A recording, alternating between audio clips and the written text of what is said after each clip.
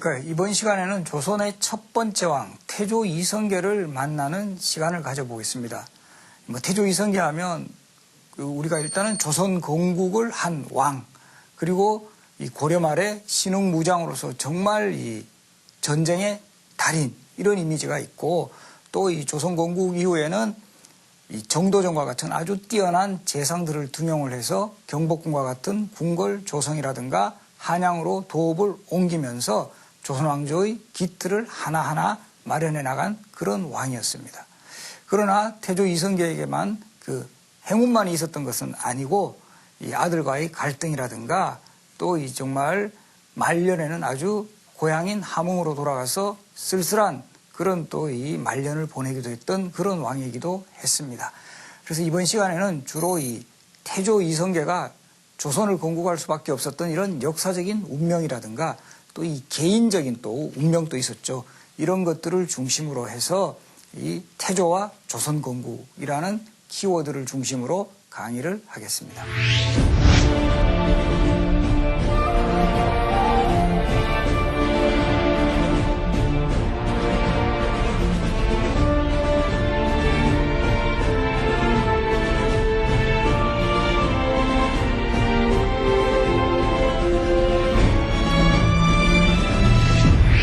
태조 이성계 하면 그 조선을 건국한 왕이다. 그러면 원래는 태조 이성계는 고려시대 사람입니다.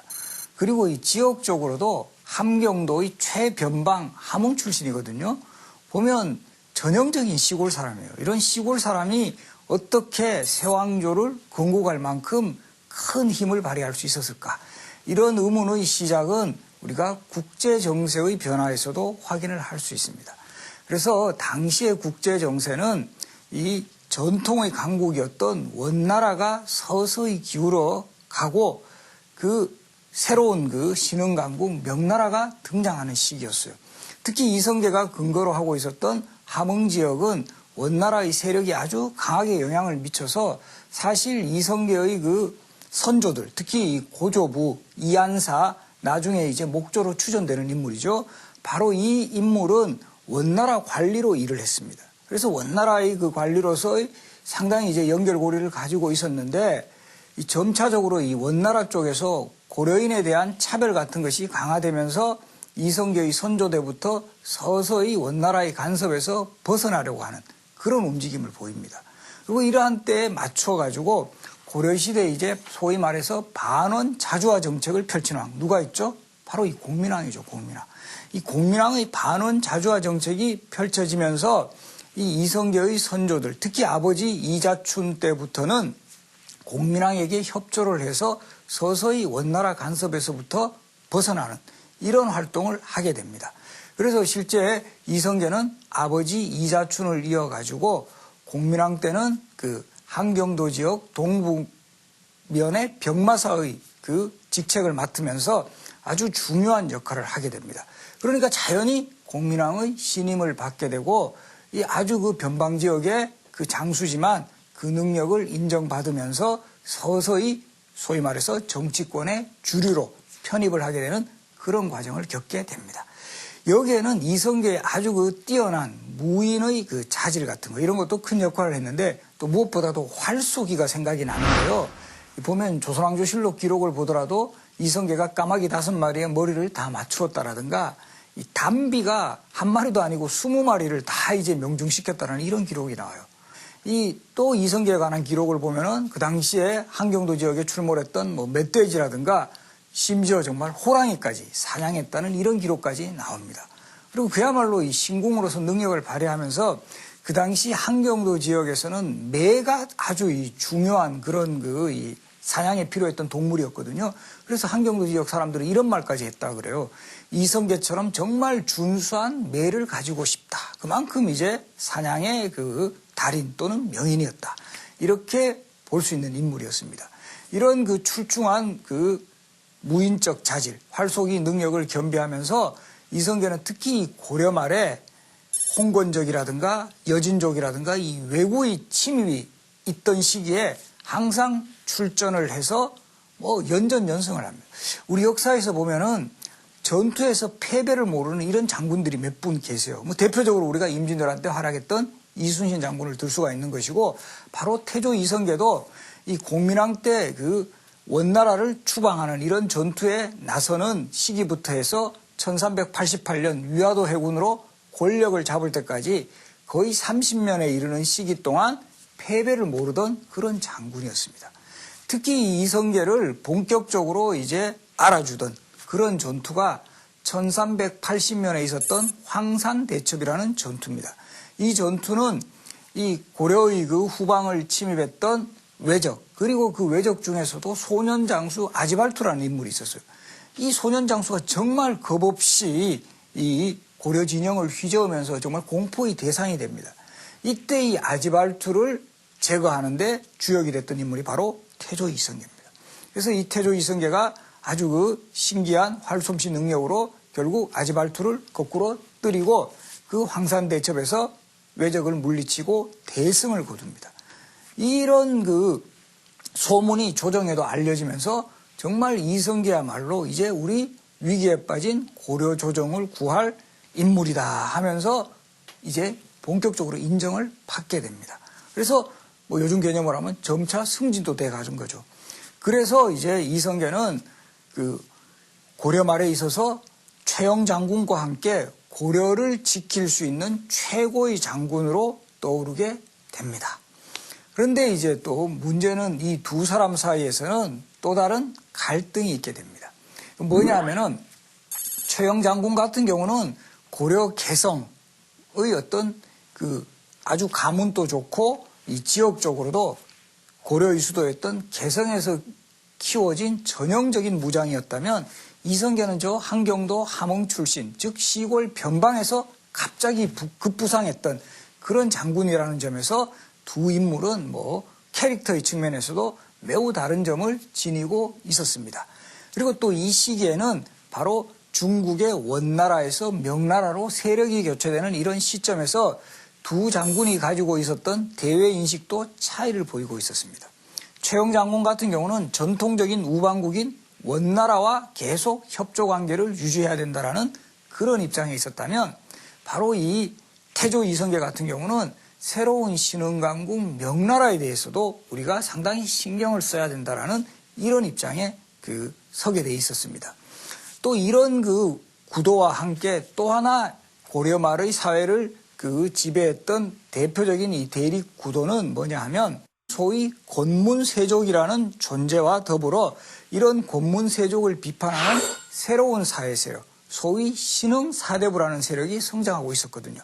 바로 이때 최영이라는 인물은 권문세족하고 여전히 이제 관계를 유지하고 있었다면, 바로 이 태조 이성계는 신흥사대부에 있어서도 핵심 인물이었던 바로 정도전이라는 인물을 이제 본격적으로 이 참모로 삼으면서 이 신흥사대부가 가지고 있었던 입장도 이제 원나라와 우리가 가지고 있었던 고리를 단절을 하고 이 명나라와 친교를 맺어야 된다라는 이런 입장에 취하게 됩니다. 이 신흥사대부 세력과 태조 이성계가 손을 잡았다, 이렇게 볼 수가 있습니다. 그리고 이 1384년 태조 이성계의 진영인 함주 막사에 바로 정도전이라는 인물이 찾아옴으로써 소위 말해서 조선이라는 건국의 이념 같은 거, 이런 것이 본격적으로 이 틀을 잡게 된다는 거. 이게 이런 점에서 본다면 태조 이성계와 정도전의 만남은 운명적인 만남이었고, 결과적으로는 고려 왕조를 해체시키고 새 왕조 조선이라는 나라로 바뀌어가는 그런 시발점이었다, 이렇게도 해석이 가능합니다.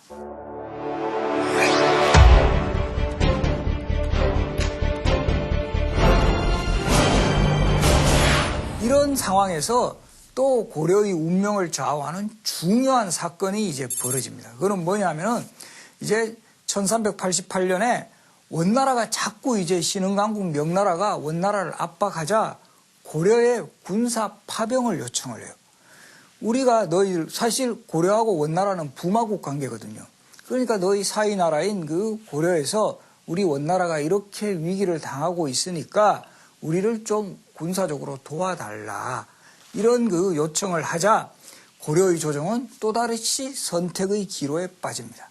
우리 역사적으로도 이런 군사를 그 해외에 파병하는 그 쉬운 선택이 아닙니다. 우리 역사에서도 봤지만 최근에도 이라크 파병, 아프가니스탄 파병, 또 현대사에서 월남 파병 이런 그 역사가 있었습니다만은 고려 말에도 그런 선택의 시간이 주어졌어요. 이때 군사적 실권자는 최영 장군이었습니다.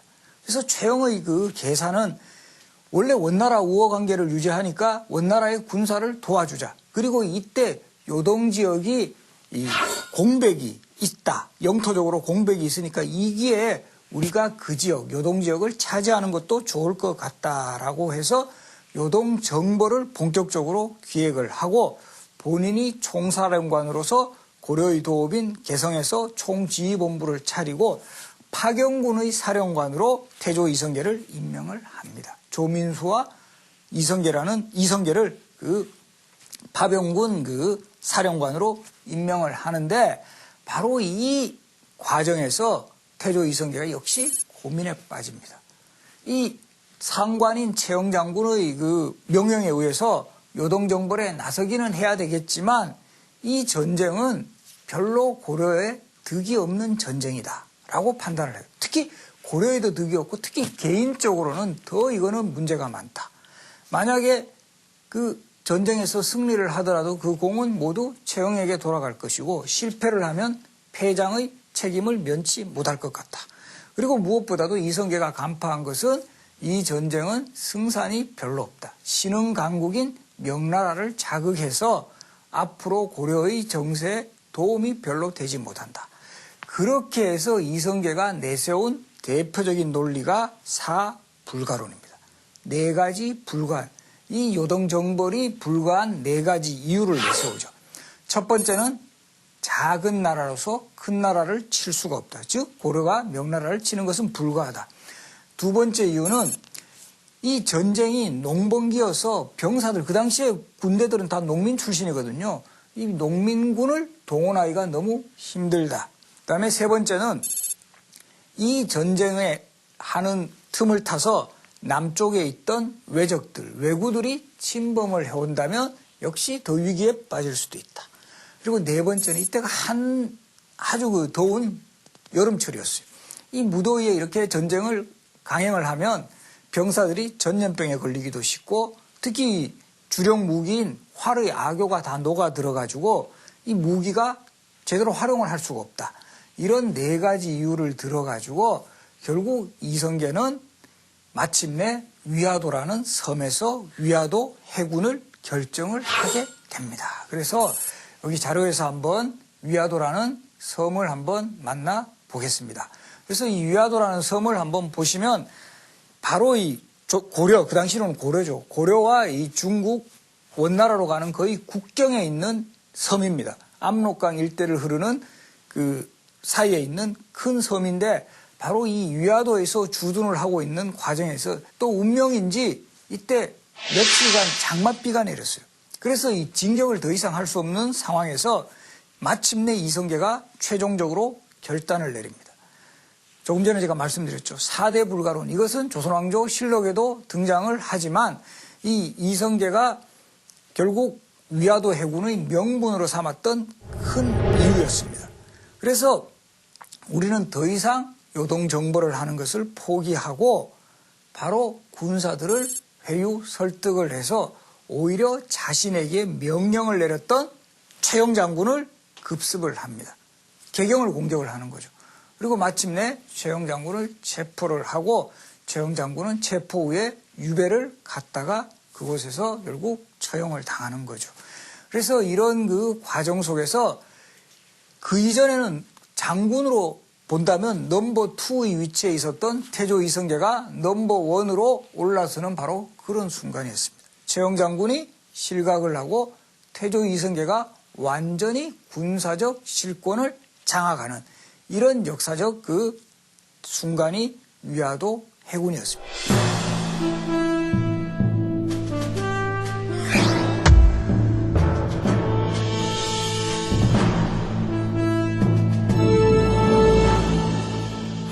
이성계가 완전히 권력을 잡았지만 본인이 왕이 되지는 않아요. 왜 그러냐면 만약에 그때도 위화대군을 성공시킨 다음에 이성계가 고려의 왕인 우왕을 폐위시켜버리고 자신이 왕이 되었다고 가정을 한다면 그때도 반대 세력들이 엄청났을 거라는 거죠. 어떻게 저 시골 출신의 장군이 고려라는 나라의 왕이 될 수 있느냐. 그 백성들, 신하들의 저항감이 만만치 않았을 것을 그 당시에도 분명히 예상을 했기 때문에 태조 이성계는 어떤 방법을 쓰느냐 하면 일단 군사적 실권을 장악한 다음에 나 이런 사람이다. 나 태조 이성계 괜찮은 사람이다. 아주 정치적 비전도 있고 백성을 위하는 그런 인물이다라는 점을 널리 홍보해 나가요. 홍보해 나가면서 이제 백성들의 지지를 서서히 끌어내는 거죠.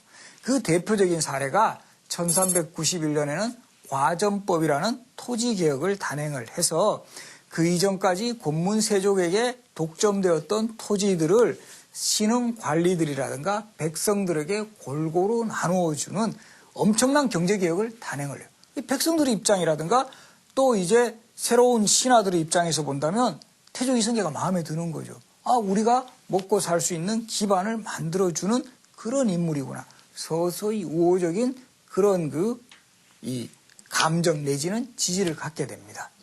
그래서 이런 말까지 유행했다 그래요. 고려 말에 쌀밥을 가리키는 말을 이팝이라 그랬거든요. 이씨가 내려준 밥, 이성계가 준 밥. 이런 식으로 자신의 이미지라든가 이 정치적 지도자로서의 어떤 역량, 비전 같은 것을 확인을 받은 후에 마침내 이제 때가 되었다라는 시기에 고려의 마지막 왕인 공양왕의 양보를 받는 형식. 이것도 중요합니다. 우리가 태조 이성계가 조선을 건국했을 때 마치 그냥 느낌상으로는 원래도 활도 잘 쏘고 칼도 잘 쓰니까 막 공양왕을 시해하고 그렇게 왕이 되지 않았을까 이렇게 생각을 하시지만 형식은 선양이라는 형식입니다. 공양왕 스스로가 나는 능력이 없으니까 나보다 훨씬 능력이 뛰어난 태조와 같은 인물이 다음 왕이 되었으면 좋겠다라고 하는 그런 교서를 발표해요. 그래서 태조즉위 교서라는 그 자료를 보더라도 공양왕이 내가 능력이 부족해서 왕위를 물려주고 싶다라고 했고 그것을 받아서 태조 이성계가 내가 3번이나 사양을 했지만 공양왕이 거듭 나에게 왕위를 물려주었기 때문에 내가 할 수 없이 이것을 뜻을 받아들인다라고 기록이 되어 있습니다.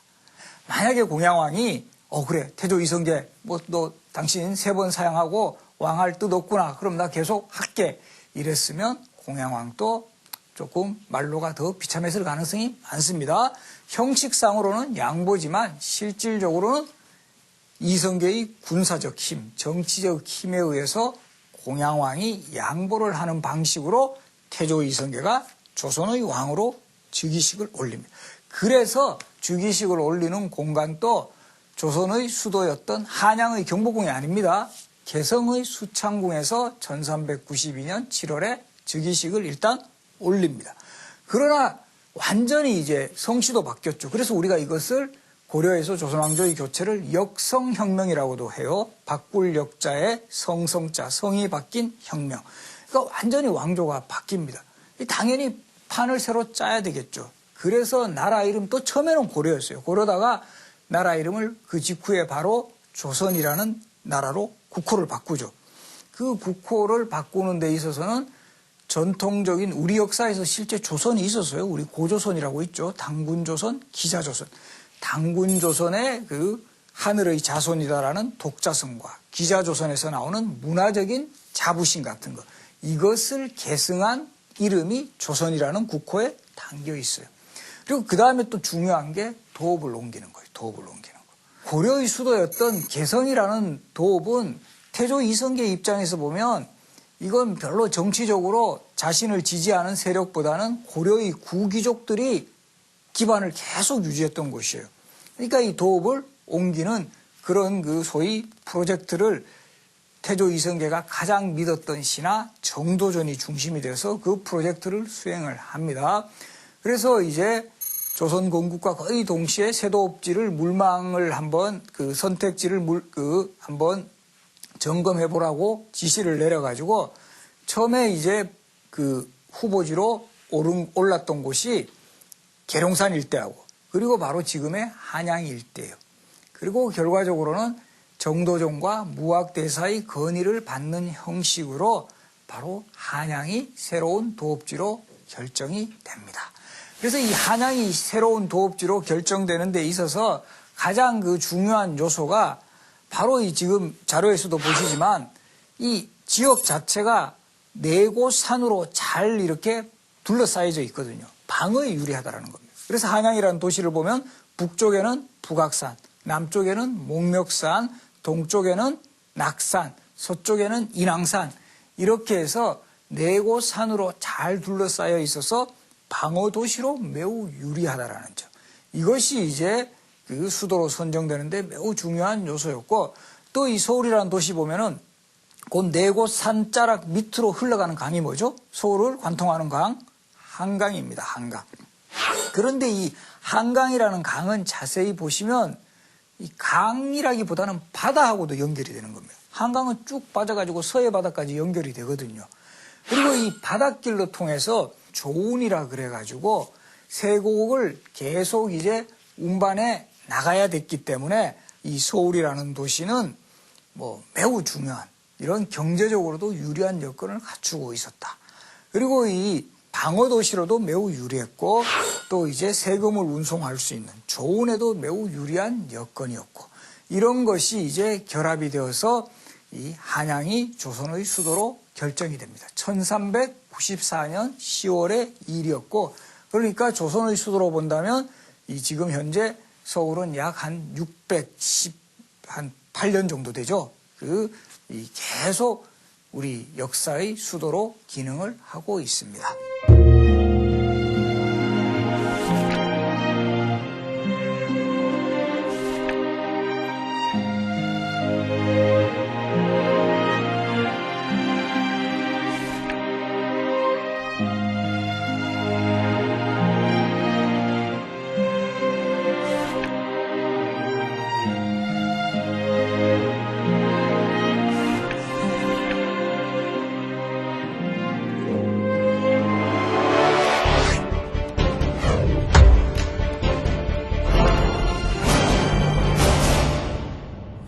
이제 도읍을 옮긴 이후에 또 중요한 것은 왕조 국가로서의 면모를 제대로 갖추려면 또 뭐가 필요하죠? 궁궐이 필요합니다. 궁궐. 그래서 이 조선의 전궁인 경복궁이 이 북악산, 조선의 이 그 수도 한양이 도읍으로 결정된 데는 산이 매우 중요하다 그랬어요. 산. 그리고 이 경복궁이라는 궁궐은 이 북악산, 지금 백악산이라고도 합니다만은 이 북악을 주산으로 하고 있어요. 그래서 사실은 이 궁궐 조성할 때도 정도전과 무학대사가 상당한 갈등을 빚었다고 해요. 왜 그러냐면 무학대사는 인왕산을 주산으로 하자라고 주장을 했고 정도전은 북악산을 주산으로 하자라고 주장을 했는데 이 정도전이 북악을 주산으로 하자고 주장했던 가장 큰 이유는 보시면 북악산은 남쪽을 바라보고 있어요. 그래서 북악을 주산으로 해서 궁궐을 지으면 궁궐이 남쪽을 바라보게 돼 있거든요. 궁궐이 남쪽을 바라보게 돼 있으니까 특히 유교의 원칙에 있어서는 군자는 남면을 해야 된다는 거예요. 남면. 남쪽을 바라봐야 돼요. 남쪽을 바라봐야 되니까 인왕산을 주산으로 하면 궁궐이 동쪽을 바라보게 돼 있습니다. 이게 문제가 많다. 그래서 결국은 이때 정도전이 이성계의 태조의 신임을 워낙 받고 있었기 때문에 정도전의 의도가 강하게 작용이 돼서 마침내 이 북악산을 주산으로 하는 경복궁이 완성이 되고 이 경복궁이 완성이 된 다음에 그 정전이라고 그래요. 가장 중심되는 건물인 근정전이 완성이 됩니다. 그래서 이런 것도 우리가 재밌는데 궁궐의 명칭, 경복궁이라는 이름이 어떻게 해서 생긴지 아십니까? 경복이라는 말은 사실은 시경에 나오는 말인데 태조 이성계가 경복궁이 완성되고 난 다음에 아주 기분이 좋아졌어요. 기분이 좋아져서 이 궁궐 이름 한번 지어보라고 하니까 이때 태조 이성계가 또 술에 좀 취하셨다고 해요. 술에 취하니까 정도전이 아주 또 머리가 비상한 사람입니다. 그래서 군자가 술에 취하고 덕에 배부르니 만년의 경복, 큰 복을 누리리라는 이런 구절을 생각하고 경복이라고 하시는 게 어떻겠습니까? 하니까 태조 이성계가 아까 술에 취하셨다 그랬죠. 술김에 좋다 해가지고 경복궁이라는 이름이 결정됐다라는 내용이 실록에 나옵니다. 그리고 정전의 이름은 또 이것도 재밌어요. 근정전. 근자가 무슨 근자죠? 부지런할 근자입니다. 우리 근면이라고 말하죠. 그죠? 그 바로 부지런하다라는 뜻. 그래서 정치를 하면 항상 부지런해야 된다라는 의미로 정전의 이름은 근정전으로 정합니다. 근데 이것도 아주 여기서 재밌는 기록이 나오는데요. 근정전이라고 이름을 정할 때 정도전이 건의를 합니다. 태조 이성계한테 이 이름을 지을 때 왕이 부지런히 해야 하는 게 매우 중요한데 항상 부지런할 게 아니라 부지런히 해야 할 바를 알고 부지런해야 된다라고 매우 강조를 합니다. 이렇게 와닿는 분들 많죠. 그죠? 우리가 보면 좀 쓸데없이 부지런하면 상당히 힘듭니다. 그죠? 그러니까 정말 부지런히 할 바를 알고 부지런히 해야 한다라는 거, 이런 내용들. 그래서 이런 우리가 지금 경복궁 같은 궁궐은 항상 우리가 찾아볼 수 있는 궁궐이고, 그곳에 가서 여기에 얽힌 이런 역사적 이야기, 이런 것들을 함께 알고 보면 훨씬 많은 것이 보입니다. 그래서 경복궁이라는 이름에 담긴 뜻, 근정전이라는 이름에 담긴 뜻, 또 보면 한양이라는 도시가 배치가 됐을 때는 궁궐이 완성되고 난 다음에는 역대 왕과 왕비의 신주를 모신 종묘와 또 토지의 신인 사와 곡식의 신인 직의 제사를 하는 제단인 사직단을 만들어요. 그래서 종묘를 이제 궁궐의 왼쪽에, 사직을 궁궐의 오른쪽에 배치함으로써 종묘 사직의 완성으로 이제 그 왕조 국가의 어떤 위험 같은 거, 이런 것들을 다 이렇게 본격적으로 과시를 한다. 이렇게 해석을 할 수가 있습니다.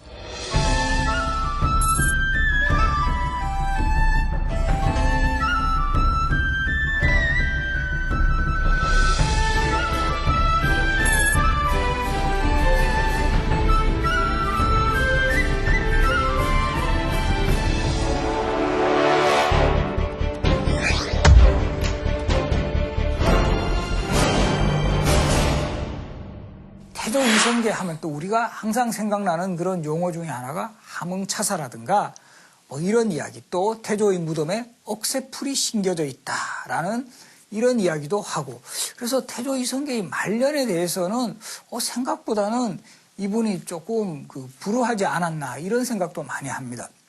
실제 태조 이성계는 아들하고 갈등이 많았어요. 그 중에서도 5번째 아들인 태종 이방원하고 크게 갈등을 겪으면서 결국 태종 이방원이 일으킨 왕자의 난의 여파로 태조가 너무 이제 화가 났습니다. 왜냐하면 자신이 가장 사랑했던 막내 아들하고 가장 신임했던 참모 정도전을 5번째 아들인 이방원이 살해를 했거든요. 거기에 화가 나서 고향인 함흥으로 돌아가셔가지고 나는 너 꼴보기도 싫다, 아들놈 다시 돌아오지 않겠다라고 해서 함흥에 한동안 머무릅니다. 그러니까 나중에 이제 태종이 왕이 되어갖고는 본인도 면목이 없죠. 백성들에게는 부모에게 효도하고 그 나라에 충성하라 그러는데 본인은 아버지 저렇게 뚝 떨어져 살게 하는 게 민망하니까 계속 아버지를 오시게 이제 사신을 보냅니다. 근데 그렇게 보낸 사신 그때마다 태조 이성계가 죽여버리니까 그렇게 해서 나온 말이 뭐죠? 함흥차사 이야기입니다. 함흥에 간 그 사신은 돌아오지 않는다. 그러다가 결국은 박순이라는 사람이 어미말 한 마리하고 새끼말을 이제 함께 데리고 가서 어미말이 이제 떠나가자 새끼말이 막 울고불고 하는 이런 장면을 보여줌으로써 결과적으로는 이성계의 마음을 돌리게 하는데 성공을 했다라는 그런 이야기가 열려실 기술이라든가 택미지와 같은 이런 기록에 전해져요. 이것도 재밌는 게 태종실록에는 전해지지 않아요. 오히려 태조실록이라든가 태종실록 같은 실록 기록이 아닌 야사에서 전해지는데 이것이 아버지 이성계와 아들 이방원의 갈등, 그리고 함흥차사라는 또 이런 일화를 통해서 우리가 태조의 말년이 행복하지만은 않았다라는 이런 내용을 또 확인을 할 수가 있어요. 그리고 이 태조의 어떤 불운을 또 마지막으로 보여주는 또 하나의 사례가 바로 이 권원능에 얽힌 그런 사연들입니다. 이 권원능이라는 무덤이 조선의 첫 번째 왕인 태조 이성계의 무덤이에요. 그런데 이 권원능이 에 가보시면 태조의 무덤 하나만 덩그러니 이렇게 놓여 있습니다. 태조에게는 분명히 왕비가 두 분이나 계셨거든요. 바로 신의왕후 한씨라는 분하고 계비였던 신덕왕후 강씨. 이 두 분의 왕비가 있었음에도 불구하고 태조 이성계의 무덤은 지금의 동구릉에 홀로 모셔져 있습니다. 이런 이유로는 바로 그 아들인 그 태종 이방원이 결국 아버지 무덤을 그렇게 그쪽으로 옮기게 한 주역이에요. 첫 번째 그 왕비였던 신의왕후 한씨 무덤은 이미 조선이 건국하기 전에 돌아가셨기 때문에 개성에 묻혀 있어서 그곳으로 이성계가 돌아가셨을 때 갈 수는 없었던 거고, 바로 그 계비였던 신덕왕후 강씨 무덤은 신덕왕후 강씨가 돌아가시자 태조 이성계보다 먼저 돌아가셨어요. 이 어린 계비를 태조 이성계가 너무나 사랑해서 이 계비의 무덤을 어느 곳에 마련해 줬냐 하면 지금의 덕수궁 정동 일대에 계비인 신덕왕후 강씨의 무덤을 마련해 주었던 것입니다. 그리고 항상 경복궁에서 보면 그 계비의 무덤이 잘 보이고, 그 당시에 그 신덕왕후 강씨의 무덤을 그 수호했던 원차를 흥천사라는 절인데, 그 흥천사의 종소리가 끝날 때까지 잠을 이루지 못했다라고 할 정도로 태조의 계비에 대한 사랑은 컸습니다. 그런데 바로 이 태조 이성계가 돌아가시고 난 다음에 태종이 왕위에 올랐을 때 바라보는 계비 강씨 무덤은 정말 이거는 사랑의 그 무덤이 아니라 자신을 왕이 되지 못하게 그 공작을 했던 계모의 무덤에 불과했거든요. 그래서 계비 강씨 무덤을 지금의 정릉동 쪽으로 옮깁니다. 그래서 원래 이 계비 강씨 무덤을 우리가 정릉이라고 했어요.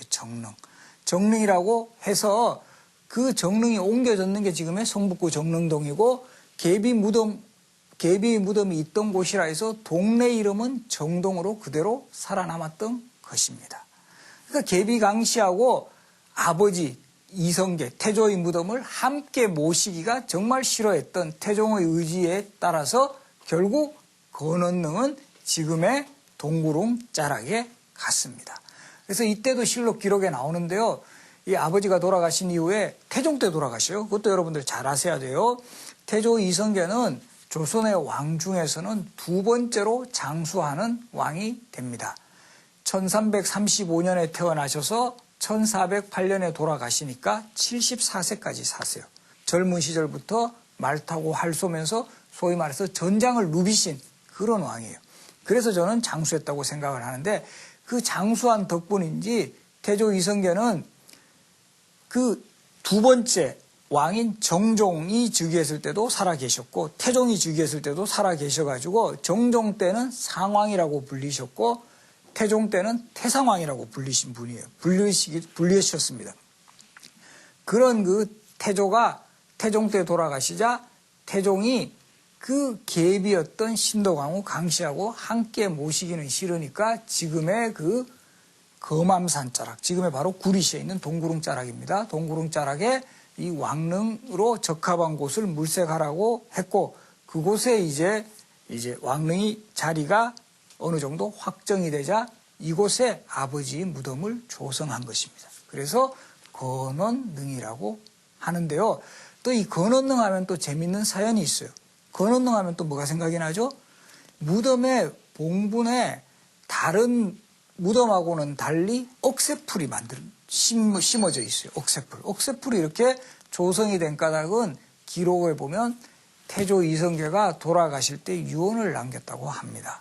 내 무덤에는 다른 그 사초를 심지를 말고 내 고향에 있었던 억새풀을 가져와서 여기다 좀 심어달라라고 유언을 하셨고, 결국 태종은 그것만은 어길 수가 없었던 것 같아요.